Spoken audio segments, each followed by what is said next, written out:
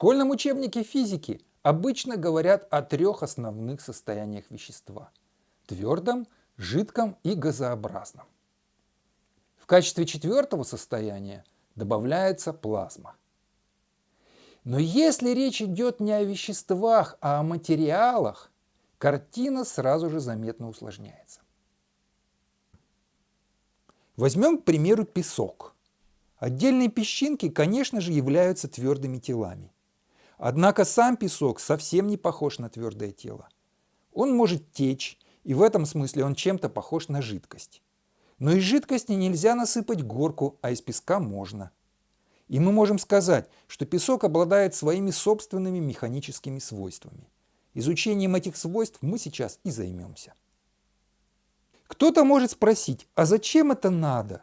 Но представьте себе, сколько песка, гравия, руды, зерна и других сыпучих материалов люди добывают, перемещают с места на место и перерабатывают ежедневно. И вы поймете, что знания о физических свойствах сыпучих материалов имеют очень большое значение в нашей жизни. Все вы знаете, что давление воды на дно сосуда растет пропорционально ее уровню. А сейчас мы посмотрим, что будет, если вместо воды в этот сосуд насыпать песок. Основу этой установки составляет прозрачный цилиндр, в который вставлен поршень с юбочкой. А внизу под поршнем находится датчик силы, показания которого я обнулю в начале опыта, чтобы не обращать внимания на вес поршня. В этот стаканчик входит 120 грамм песка. Будем засыпать внутрь цилиндра стаканчик за стаканчиком и смотреть, как возрастают показания датчика силы по мере того, как увеличивается вес насыпанного в цилиндр песка.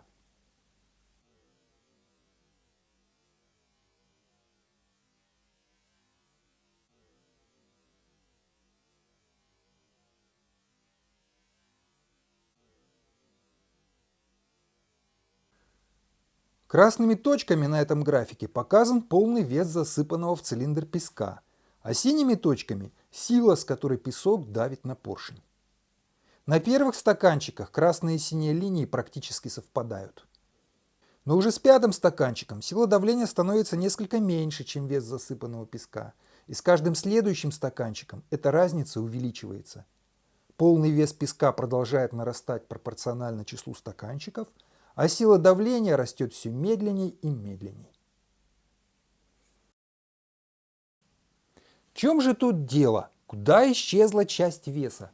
Это достойный вопрос, с которым следует разобраться.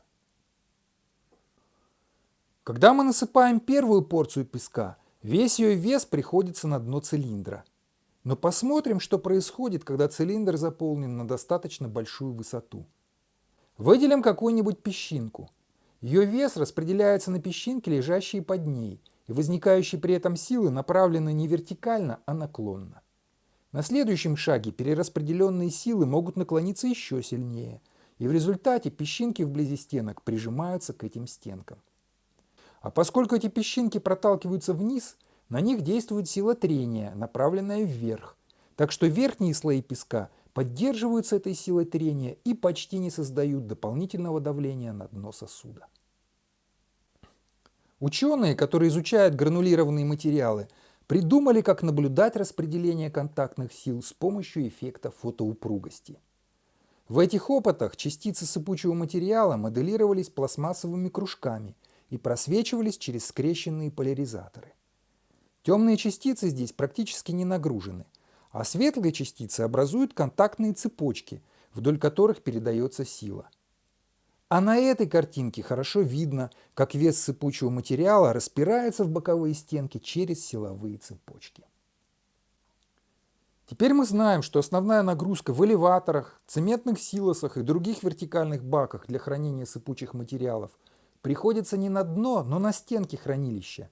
Так что эти стенки должны быть достаточно прочными, чтобы избежать возможной потери устойчивости, особенно если они сделаны из тонких стальных листов. И в заключение возьмем воронку и будем насыпать через нее коническую горку песка.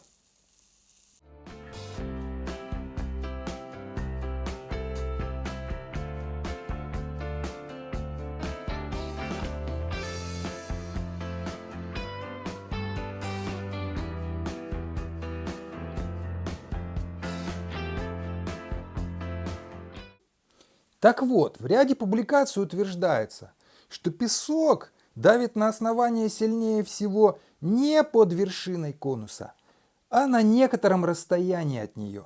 Но почему так получается? Ваши ответы на этот вопрос пишите в комментариях к нашему ролику на YouTube.